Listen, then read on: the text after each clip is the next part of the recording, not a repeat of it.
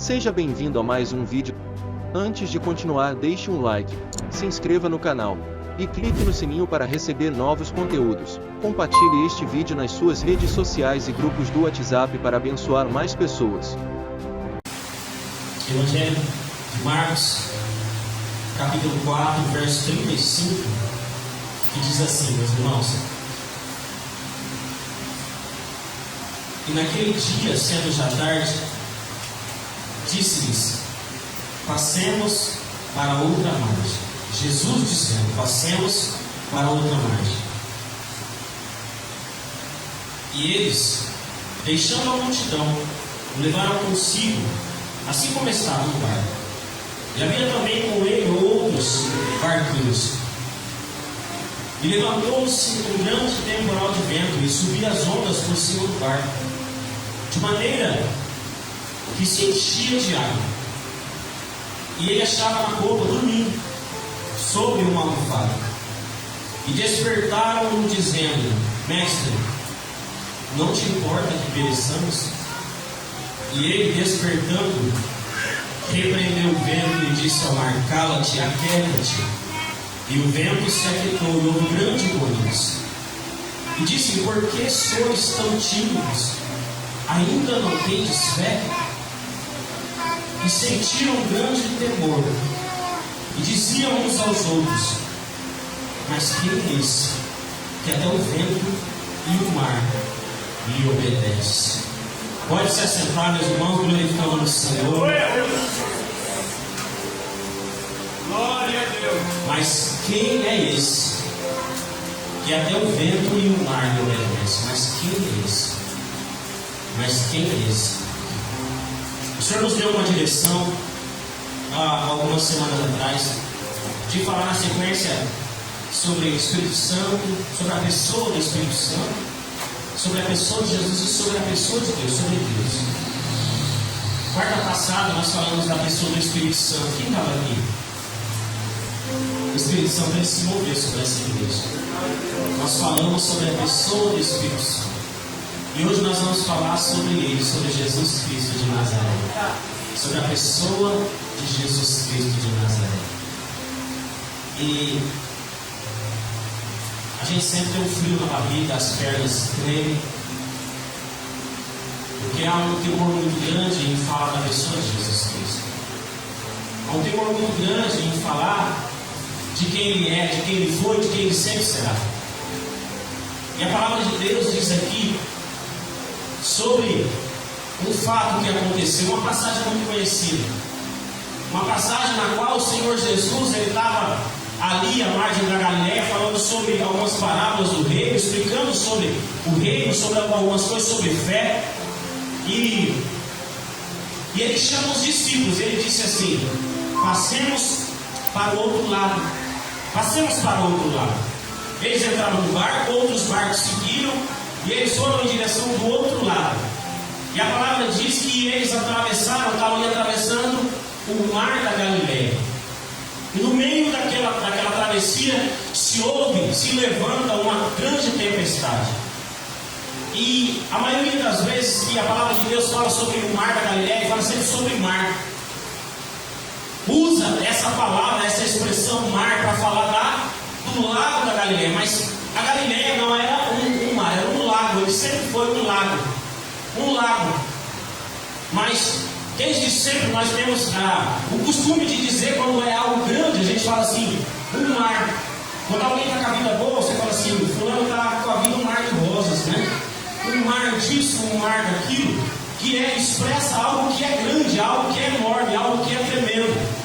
E a Galileia, o mar da Galileia, sempre foi expresso como um mar, o mar da Galileia, mas ele é um lago muito grande. Ele é um lago de dimensões muito grandes. Ele tem 21 quilômetros de comprimento. 21 quilômetros não é 21 metros, não é 200 metros, é 21 quilômetros, um lago, com uma extensão de 21 quilômetros. 21 quilômetros. Dá uma ida e volta até Castilho, eu creio, né? 21 quilômetros. De largura ele tem 14 quilômetros. Então é um lago muito grande. O maior lago de água doce do Mediterrâneo. E de um lado, irmãos, tem as montanhas de Golim. Ele está acuado ali nas montanhas de Golim. Do outro lado, nas montanhas da Galileia, é um lago fechado. Um lago muito grande, fechado pelos dois extremos de montanhas. E ele está pelo menos a 220 metros abaixo do nível do mar. Abaixo do nível do mar. Vocês vão entender por que eu estou falando tanto detalhe. Ao extremo de Israel tem a montanha de Hermon. É a montanha mais alta. E no cume dessa montanha, praticamente toda a parte do ano ela fica congelada. Ela fica congelada. E aqueles pescadores, eles eram homens que conheciam aquele lago, eles eram homens que conheciam aquele mar. Eles sabiam percorrer aquele lugar. Só que de repente começa-se um vento temporal. De vez em quando, aqueles ventos gelados que vêm daquele monte, eles chegam e eles ficam acuados ali no mar da Galileia, fechado entre aquelas duas montanhas. E ali se começa um temporal, se começa uma ventania. E aqueles homens, por vezes, com certeza, eles já estavam acostumados com esse temporal. Alguns dias atrás, a gente foi inundado por uma enxurrada de notícias, né? Do grande calor que vinha, do calor intenso e insuportável que vinha, e realmente veio. Mas, quem se lembra da última quarta-feira aqui? Da última quarta-feira, de tardezinha para frente. Aquele mormaço, aquele calor, aquele abafamento, ele foi trocado por um ventinho gostoso, um ventinho gelado. A gente chegou na igreja aqui à noite, estava numa brisa fresca, estava gostoso.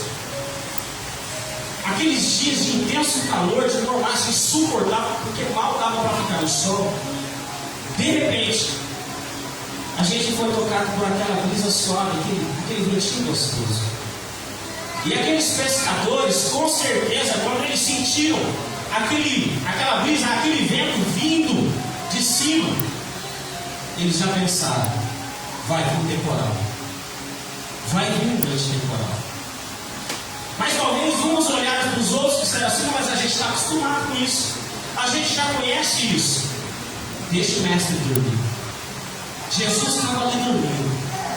Talvez uns olhassem para os outros e disseram assim: vai ser tranquilo do mesmo jeito em que a gente está acostumado. O salmista Davi, ele já conhecia essa brisa. Porque quando ele escreve o Salmo 133, que fala sobre quão bom é que os irmãos vivam em união. Ele diz assim: quão bom é que os irmãos vivam em união.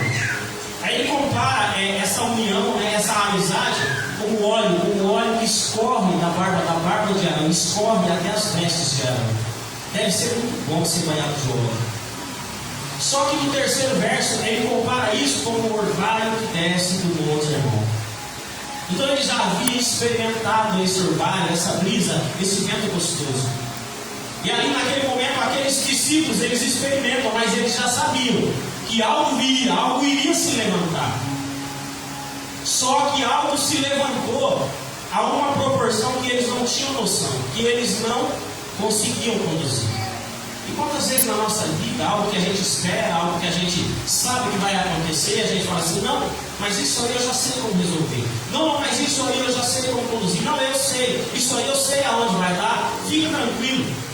Só que aquilo começa a tomar uma proporção que foge do nosso entendimento, foge daquilo que a gente está acostumado. Hoje é o culto da família. Culto da família. E quantas vezes a gente talvez se depara com uma situação, talvez a esposa diz assim: olha, o esposo que eu estou hoje não é mais aquele esposo que eu namorava. Olha, a pessoa com quem eu namorei há anos atrás era uma pessoa tão carinhosa, me dava presentes, me dava flores, me tratava com carinho. Mas hoje ele me trata de uma forma mais dura, mais bruta. Acabou o carinho, parece que acabou o amor. Isso tomou uma proporção que eu não consigo entender, virou uma tempestade que eu não consigo suportar. Talvez um homem possa dizer assim: olha, a mulher com que eu namorei lá atrás era uma mulher tranquila, uma mulher de paz, mas agora é uma mulher briguenta, é uma mulher que quando eu chego já começa a brigar. A tempestade se levanta. O meu filho não é mais como era antes, a minha mãe não é mais como era antes. A tempestade se levanta e começa a tomar uma proporção que a gente não imagina. A minha família não é mais como era antes. Eu tinha uma família tranquila, de paz, mas hoje é só briga em casa. E começa a tomar uma proporção que a gente nunca imaginou. Da mesma forma, esses discípulos viram aquele vento assoprar, aquele mar se levantar e o barco começou a encher de água. Irmãos, eu vou dizer uma coisa para vocês: eu andei acho que 2 vezes num barquinho, num bote, e eu não sei nadar. Para mim eu já tinha medo daquilo afundar. Nunca. Algum tempo atrás eu chamei a pastora, eu falei assim: Vitor, vamos programar um cruzeiro, né? Esse navio bem grandão. Ela falou assim: misericórdia. Porque, irmãos, tem um casal amigo nosso que eles, muito tempo atrás, nós somos padrinhos de casamento, nós demorávamos aqui na igreja, e eles ganharam uma viagem, um cruzeiro, para lua de mel. Casaram e depois, acho que de 1 ou 2 dias, saíram para essa lua de mel. E a gente sabe que esses cruzeiros são aqueles navios gigantes que você nem percebe que você está no mar. Eles foram, voltaram e aí foram jantar em casa. Eu olhei para o rapaz e falei assim: e a viagem? E aí, como é que foi? Aproveitaram a viagem e a lua de mel. Ele fez assim: Ele só deu uma olhada para a esposa assim, baixou a cabeça. Ela falou assim: eu enjoei a viagem inteira. Eu fiquei no quarto a viagem inteira. Eu não aproveitei. Tinha teatro, musical, tinha um monte de coisa, não aproveitou nada. Aí o rapaz falou assim: nem eu aproveitei, porque ela ficou dormindo no quarto, ela pediu para mim sair. Só que como é que eu vou aproveitar a lua de mel sem a minha esposa fora, né? Sozinho. Então não teve nada, nem mel, nem lua, nem nada. Nada, irmãos, não aproveitava nem a viagem, nem os musicais, teatro, nada. Ela enxumou, a maresia, né? Que fala. A viagem inteira. Agora, se isso acontece com um barco grande, imagina um barco pequeno. Imagina um barco pequeno, as ondas assolando, entrando água dentro do barco, aqueles discípulos desesperados, e o mestre dormindo. E Jesus dormindo. Mas o mais importante, ele estava no barco. Mas o mais importante, ele estava no barco. Ele estava no barco.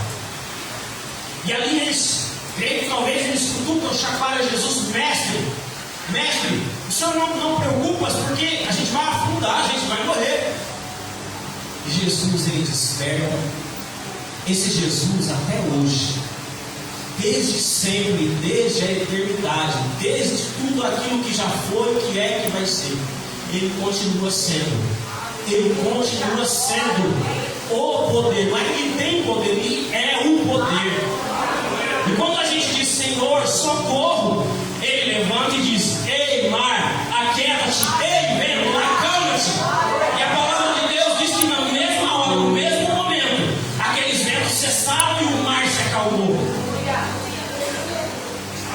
Aquele vento se acalma e o mar, ele para, e a bonança aparece. E aí ele fala, Jesus ele fala uma pergunta. Ele diz uma pergunta para aqueles discípulos: mas homens, porque são tão tímidos, ainda não tendes fé? Ainda não tendes fé? Até aqui foram 2 perguntas. Uma eles fizeram para Jesus, a outra Jesus fez para eles. Mas eu queria trabalhar hoje com essa terceira pergunta, na qual um olhou para o outro e disse assim: mas quem é esse? Quem é esse que até o mar e os ventos obedecem?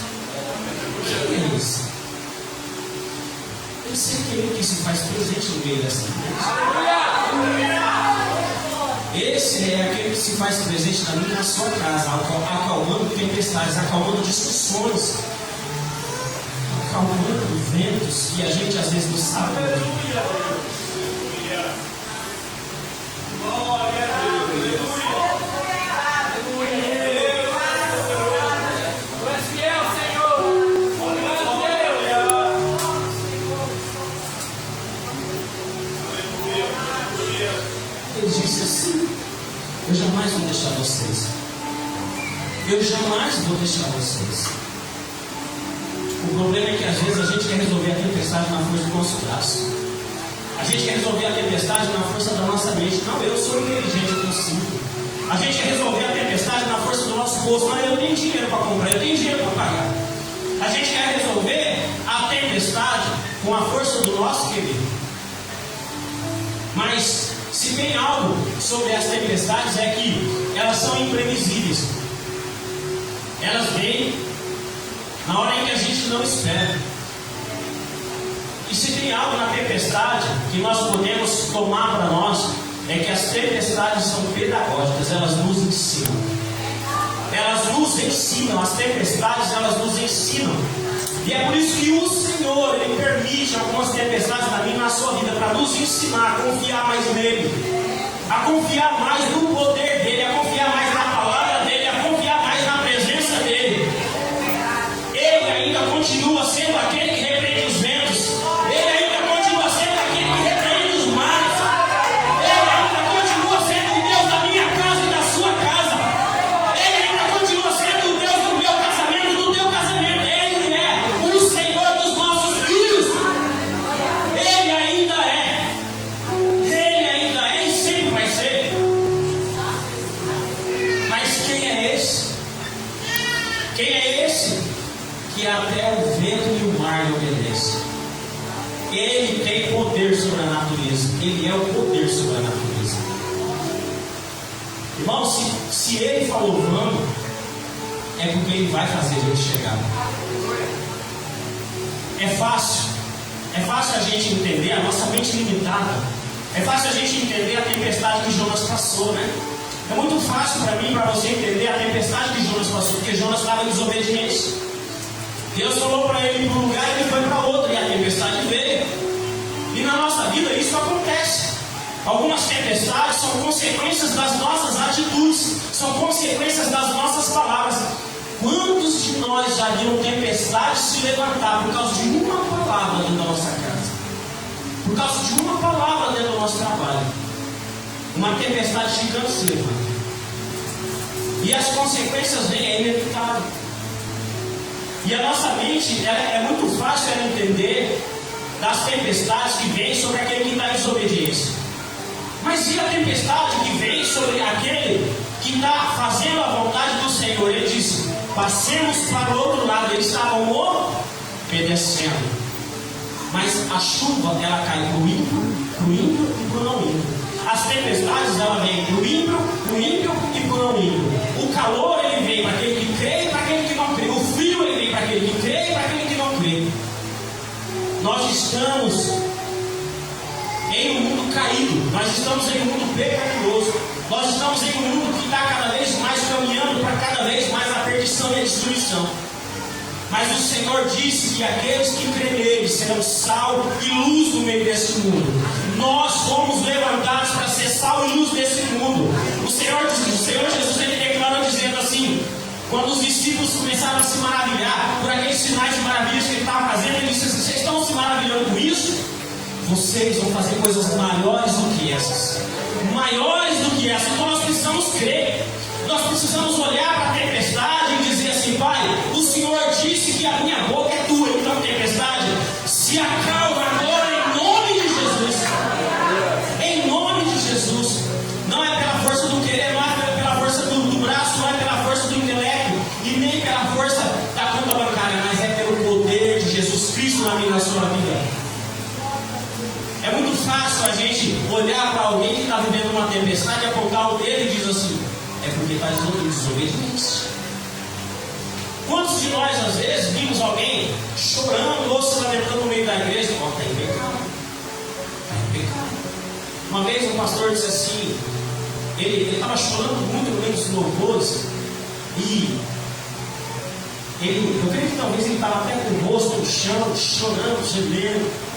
E no final do culto veio alguém para ele e disse assim: pastor, Deus vai te tirar dessa situação. O senhor estava chorando, então Deus vai te tirar dessa situação. Ele falou assim: não, irmão, eu não quero que Deus me tire dessa situação, não. Eu estou chorando porque eu estou na presença de Deus. Eu estou chorando porque eu estou sentindo a presença de Deus.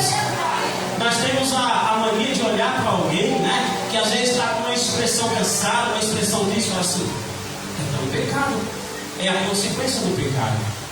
Mas a tempestade vem para todos nós, irmãos. Talvez amanhã, na segunda-feira, talvez o Senhor querendo ensinar algo para mim e para você, algo se levante. Talvez o Senhor querendo ensinar a que a nossa boca declare para a tempestade se acalmar e o mar se aquietar. Talvez Ele permita uma tempestade. Talvez você foi aos pés de Jesus através de uma tempestade. Assim o Senhor permite tempestades na sua vida, para que a gente possa chegar mais a Ele.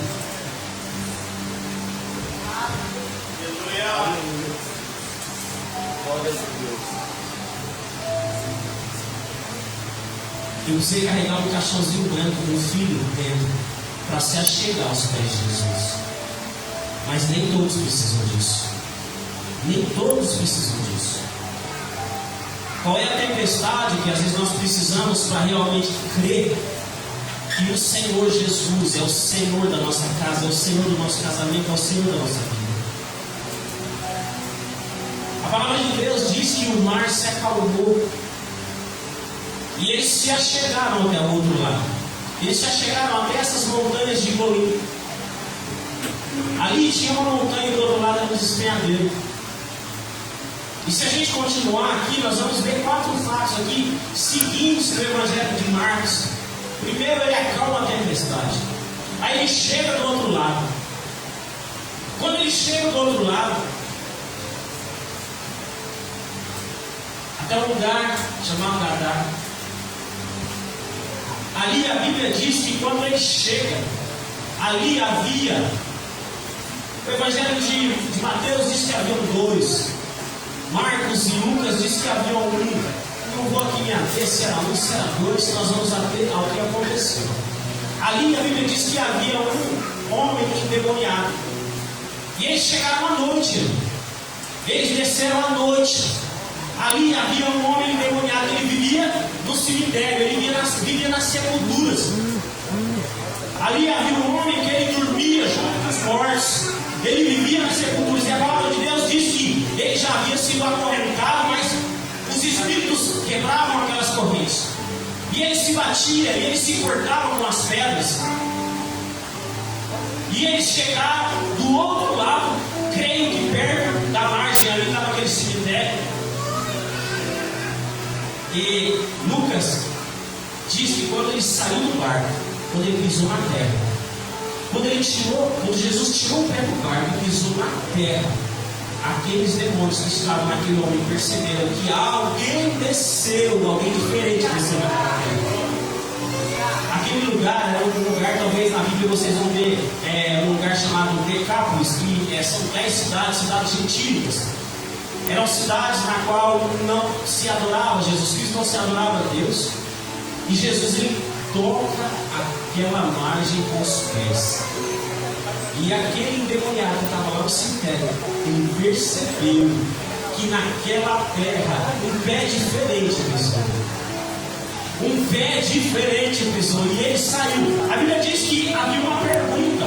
Ele perguntou: qual é o teu nome? Qual é o teu nome? Jesus perguntou: qual é o teu nome? E ele responde: Legião é o meu nome. Legião era um grupo de 6.000 soldados romanos. Então naquele homem havia 6.000 demônios. Meu nome é Legião. E aquele homem, ele pergunta assim: por que veio nos atormentar antes da hora? Antes de qual hora? Irmãos, os demônios sabem que o destino deles é o lago de fogo, é o inferno. Jesus, ele veio ali libertar aquele gadareno, libertar aquele homem daquela possessão de demônios. E quando ele pisa os pés naquela margem, aqueles demônios que estavam naquele homem vêm e o adoram. Até os demônios adoram ao Senhor Jesus Cristo. Irmãos, aonde Jesus toca os pés, os demônios vão embora. Nós precisamos clamar 24 horas, Senhor, permanece na minha casa, permanece no meu lar, permanece no meu serviço. Fica comigo, Senhor, porque eu sei que aonde tu estás, não há demônio que vai se aproximar de mim.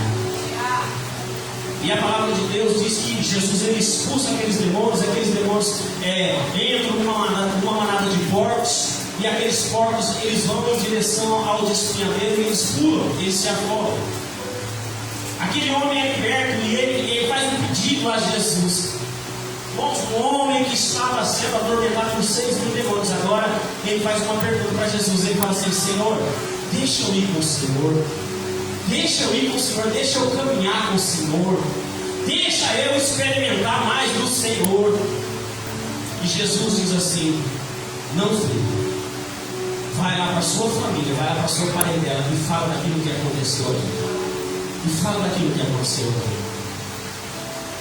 Quem é esse? Quem é esse?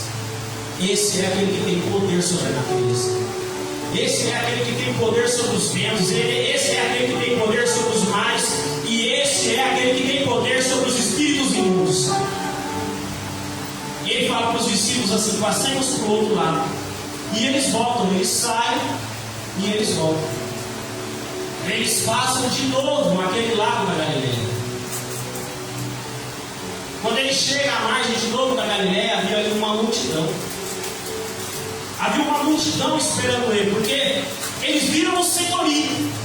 E eles sabiam que o Senhor iria voltar. Porque, irmãos, a Galileia, o mar da Galileia é algo que eu sempre gostei de estudar. Porque o Senhor Jesus ele nunca se preocupou em ir atrás daqueles que não o adoravam, que não o queriam. Ele chegava e pregava o Evangelho, ele chegava e curava, ele chegava e declarava o reino de Deus. E as pessoas que queriam iam atrás dele. E a Galileia era a favela daquele lugar, irmãos. A Galileia era um lugar mais pobre. E ali era onde ele pregava o Evangelho, ali era onde ele falava do Pai, ali era onde ele falava das coisas espirituais. Jesus ele se preocupava com as pessoas que queriam ele. E ele continua se preocupando com as pessoas que querem ele, que querem o seguir, que querem experimentar ele. Quando ele chega, havia uma multidão e ele começa a passar por aquela multidão. E no meio daquela multidão havia uma mulher enferma há 12 anos, com fluxo de sangue há 12 anos, com uma menstruação que não cessava há 12 anos. 12 anos. E ela já tinha gastado tudo que ela tinha, com médico, com ervas, com tudo que se podia curar, e nada tinha curado. Mas ela ouve falar que o Senhor Jesus iria passar ali. E ela crê no coração, na alma e no espírito. Ela diz assim: eu vou porque eu creio que se eu tocar só na boca dele, que seja na orla dele, eu vou ser curada. Porque eu já procurei muita gente, mas esse é diferente. Eu já busquei tantos lugares, mas esse é diferente. Esse é diferente. E ela vai se espremendo ali pelas escrituras. A gente entende que talvez ela vai meio que por baixo, porque ela não podia estar no meio do povo, porque aos olhos do povo ela estava contaminada, pecadora. E ela vai, ela estica os braços e ela toca na orla da roupa de Jesus. Jesus para. E multidão, irmãos, quando a Bíblia fala de multidão, era muita gente. Às vezes a gente sai e vê um aglomerado de pessoas, a gente fala assim: tem uma multidão ali, tem 20 pessoas, mas multidão eram milhares de pessoas. Era uma multidão mesmo, e todo mundo se espremendo ali, todo mundo querendo tocar o mestre. Todo mundo queria tocar o mestre, todo mundo queria espremer, chegar, pegar. Todo mundo queria agarrar Jesus. E às vezes nós, como cristãos, a gente quer impor alguma coisa para Jesus, né? Ó Senhor, eu vou fazer um jejum de 7 dias e em 7 dias eu quero uma resposta. Ele responde quando ele quer, do jeito que ele quer e na hora que ele quer. Quem nós somos para falar, Senhor, eu quero uma resposta em 3 dias, eu quero uma resposta em 7 dias? Ele fala quando ele quer, do jeito que ele quer e na hora que ele quer. Se ele quiser ficar em silêncio, ele fica. Quem somos nós para, como se diz, tentar colocar Jesus em 3 campos ali? Não. E ali ele era agarrado, empurrado, pegado por muita gente. Mas o toque daquela mulher foi diferente. O toque daquela mulher foi diferente. Foi um toque com fé. Ele para e ele faz uma pergunta: alguém me tocou? Quem me tocou? Quem me tocou? Quem me tocou? Pedro diz assim: Senhor, tanta gente está te tocando, tanta gente está te empurrando. O Senhor pergunta: quem te tocou? E Jesus fez: você não está entendendo. Foi um toque diferente. Você já tocou Jesus diferente, um toque diferente? Seu momento de oração, você já estendeu as mãos para o alto assim, e disse assim: Senhor, o Senhor tem me tocado tantas vezes, mas eu quero te tocar de um jeito diferente. Eu quero te tocar de um jeito que eu nunca consegui tocar.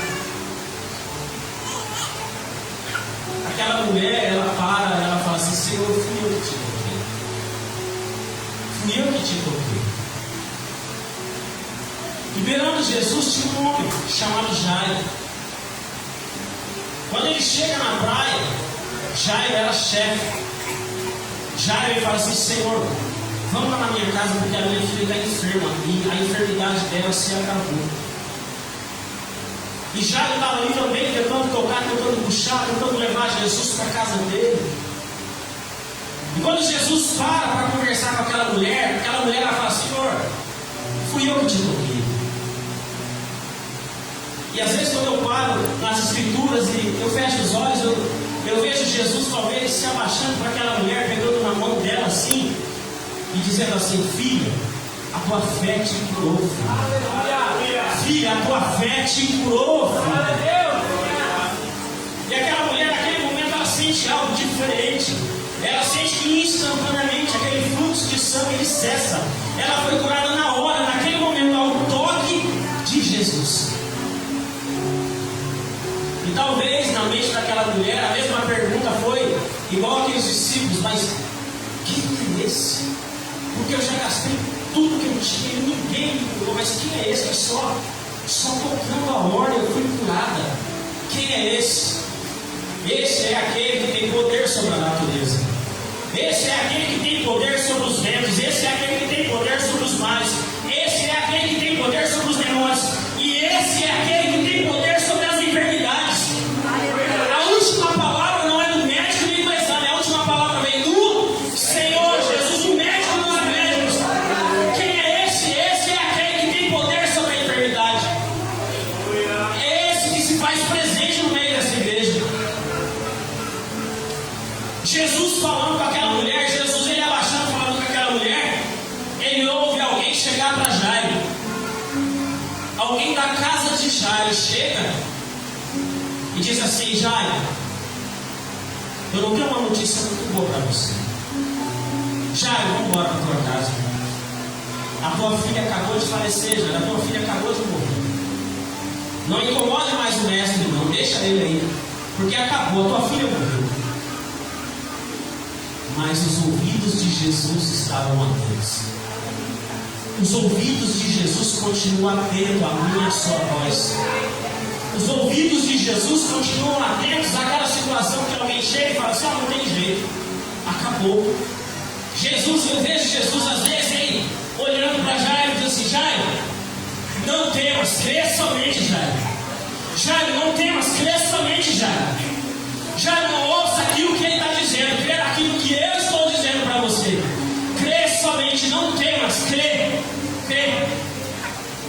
Jesus ele se levanta e ali ele prossegue, ele vai até a casa desse Jairo.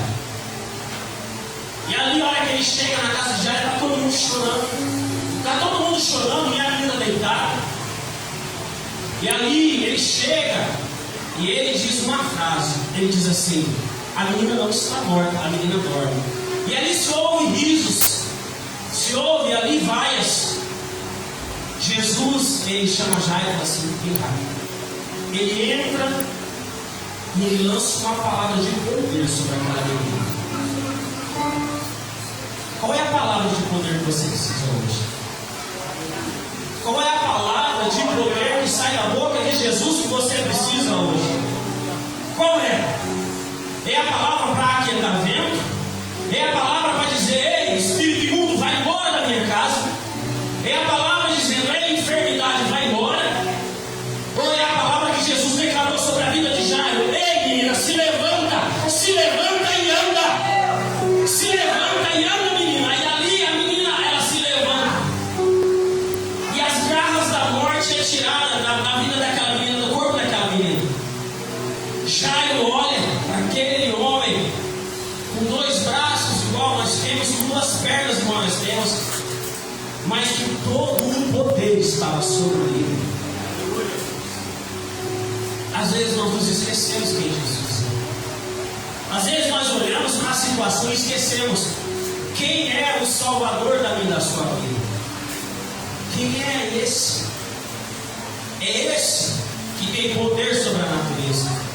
É esse que tem poder sobre os ventos. É esse que tem poder sobre os mares. É esse que até os demônios o adoram, que tem poder sobre os demônios. É esse que tem poder sobre a enfermidade. E é esse que venceu a morte. É esse que tem poder sobre a morte. Esse é a pessoa de Jesus. Esse é o nosso Jesus Cristo. Se você pudesse colocar de pé.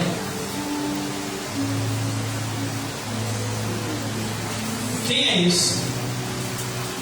Eu queria chamar o ministério de louvor. Quem é esse?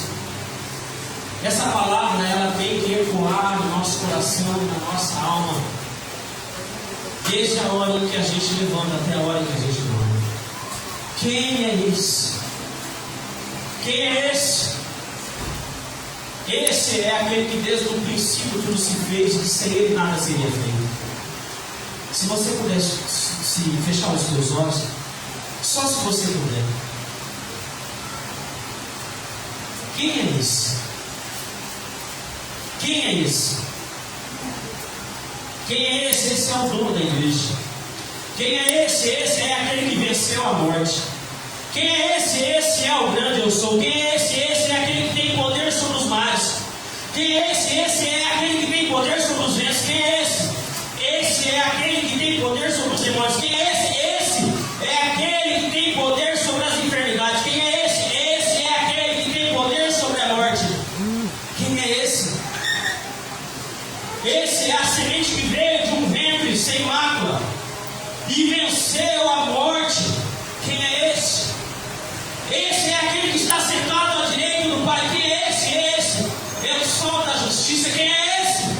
Esse é a estrela da manhã. Quem é esse? Esse é aquele que pregado numa cruz disse àqueles que foram pregados: Senhor, perdoa, porque eles não sabem o que fazem. Quem é esse? Esse é a verdadeira expressão do amor. Quem é esse? Esse é aquele que venceu a morte e quebrou o aguilhão que estava nas mãos dela. Quem é esse? Esse é aquele, o único digno de desatar os 7 selos e ler aquilo que está escrito no livro da vida. Quem é esse? Esse é o único digno de toda a honra, de toda a glória, de todo louvor e de toda a adoração. Quem é esse? Esse é aquele dono de tudo que existe. Quem é esse? Esse é o começo, o meio e o fim. Quem é esse? Esse é aquele que está assentado num trono de glória. Quem é esse? É aquele que derramou o sangue na cruz para que eu e você hoje pudéssemos estar aqui. Quem é esse? Esse é aquele que pisou na cabeça da serpente. Quem é esse? Esse é aquele que disse: ei, eu estarei contigo, eu estarei contigo. Quem é esse? Esse é aquele que te chama para ir e aquele que te conduz até onde ele manda. Quem é esse? Esse é aquele que quando pisa os demônios vão embora. Quem é esse? Esse é o Rei dos Reis, o Senhor dos Senhores. Esse é aquele que foi cordeiro e agora é o leão da tribo de Judá. Esse é aquele único digno de toda a adoração.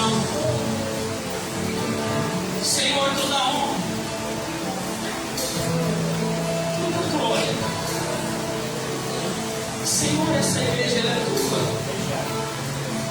Essa casa ela é tua, Senhor. Nós somos teus. Ele é o bom pastor.